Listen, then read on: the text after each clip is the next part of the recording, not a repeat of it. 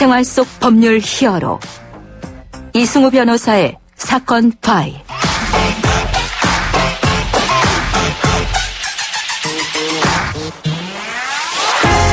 예, 안녕하세요. 사건 파일 오늘 진행을 맡은 박기태 변호사입니다. 각종 사건 사고에서 여러분을 구해드리겠습니다. 오늘 열어볼 사건 파일은 기소 관련 내용입니다.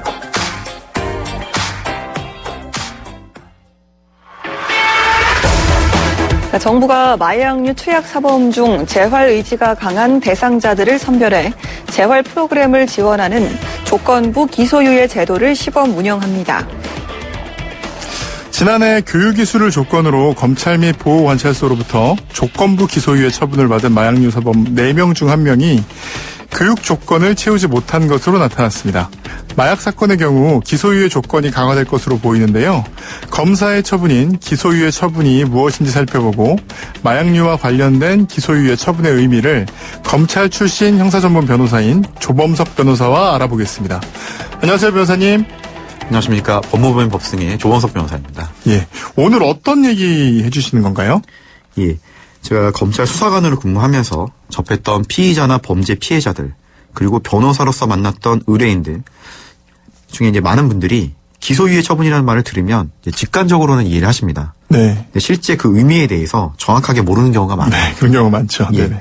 그래서 오늘 기소유예 처분의 의미와 법적 근거, 그리고 기소유예 처분을 받으려면 어떻게 해야 하고 그 처분을 받는데 어떤 제한 요인이 있는지, 네. 그리고 기소유예 처분을 받는 것이 실무적으로 어떤 실익이 있는지 이런 것들에 대해서 좀 이야기를 나눠보고자 합니다. 네.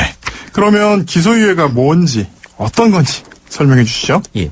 기소유예는 범죄 혐의가 인정되고 또 재판에 넘길 수 있는 소송 조건은 갖춰졌지만 범인의 연령이라든가 지능과 환경, 그리고 범행의 동기, 수단과 결과, 범행 후 정황 이런 것들을 참작을 해서 공소를 제기하지 않는 그런 검사의 불기소 처분의 일종입니다. 그러니까 어느 정도 범죄 혐의가 인정되지만 그것을 재판에 보내지는 않는다. 예, 좀 쉽게 풀어서 설명을 드리자면 피의자가 반성하는 모습을 보이고 있고 또 네. 초범이고 범죄의 정도가 그렇게 심하지 않은 경우 또는 범행을 하게 된 경위에 참작할 만한 점이 있는 경우 이럴 때는 이제 검사가 기소유예 처분을 해줄 가능성이 높다 이런 뜻입니다. 네.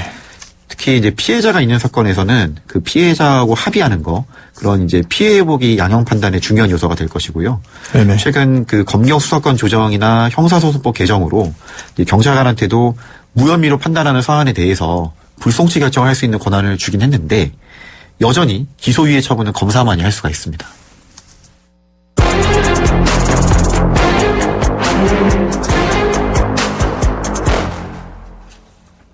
예, 많은 분들이 기소유예 처분을 좀 쉽게 생각하는 경향이 있는 것 같아요. 그 양형의 무게도 좀 가볍게 보고 있는 것 같고요. 이거는 좀 잘못된 거 아닌가요? 어떻게 보십니까? 예, 그 많은 분들이 기소유예 처분을 쉽게 받을 수 있는 것으로 생각하시기도 하는데 뭐 대표적인 예가 네네. 합의가 됐으니까 기소유예는 무조건 받겠네. 그쵸. 이렇게 네. 생각을 하는 거예요.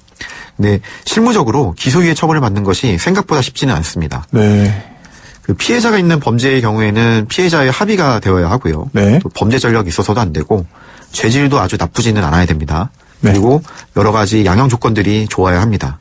네. 같은 맥락에서 피해자와 합의가 되었다 하더라도 무조건 기소유예 처분을 받는다. 이런 건 또 아닙니다. 네네. 그리고 피의자가 평소에 법을 지키면서 열심히 살아온 거, 네네. 그리고 범행에 이르게 된 경위라든가 피해자로부터 용서를 받아서 이 사건에서 처벌 가치가 그렇게 크지 않다. 네. 뭐 이런 점등을 이제 담당 검사에게 잘 설명을 해야 되는 것이죠. 꼭 이제 처벌을 하지 않더라도 괜찮은 그렇습니다. 사람이다. 이걸 잘 이제 예. 입증을 해야 된다는 거죠.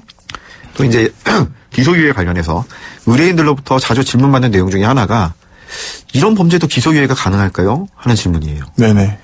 기소유예가 가능한 범죄 그리고 그렇지 않은 범죄가 정해져 있지는 않거든요. 네네. 그래서 논리적으로는 아주 중한 범죄도 기소유예가 논리적으로는 이제 네네. 가능할 것 같아 보입니다. 그렇죠. 제가 담당했던 사례 중에는 업무상 과실치사 사건에서 네네. 사건 경위라든가 과실의 정도 그리고 피해자와 합의한 점 등을 이제 고려를 해서 기소유예 처분을 받은 사건도 있습니다. 네.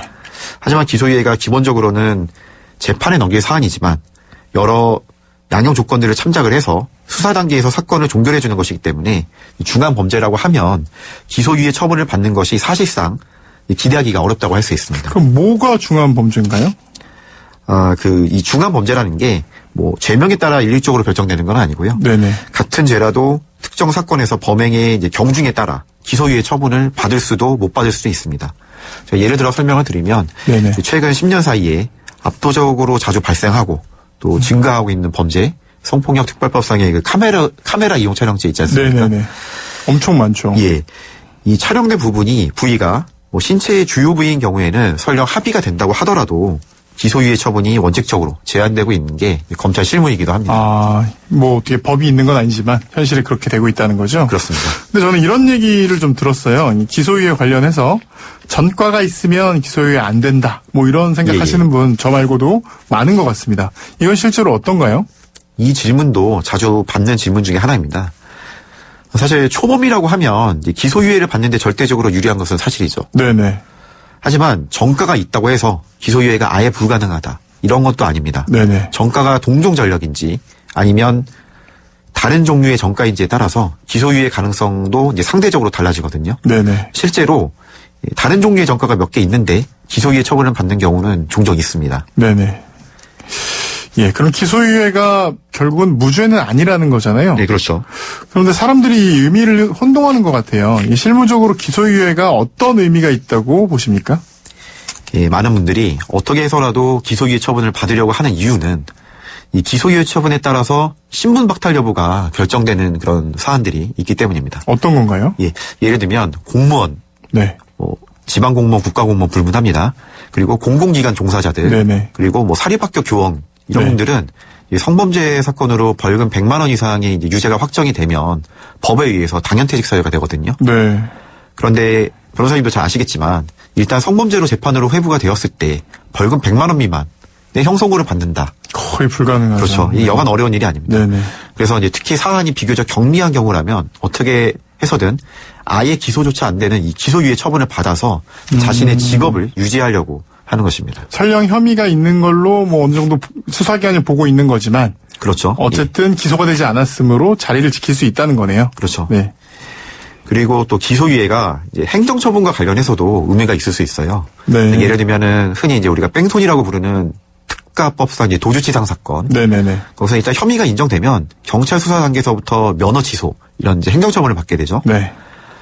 도주치상 사건에서 기소유예 처분 받는 게 쉬운 건 아닙니다. 네. 근데 만약 기소유예 처분을 만약에 받는다면 면허가 취소된다 하더라도 이 도로교통법 규정에 의거해서 면허를 재취득하는 것이 좀 쉬워집니다. 그런 의미에서 기소유예 처분은 이제 행정처분에 있어서도 큰 실익이 있는 거죠. 네네네. 이와 관련해서 이제 제가 한 가지만 더 말씀을 드리면 기소유예 처분이 불기소 처분이긴 해요.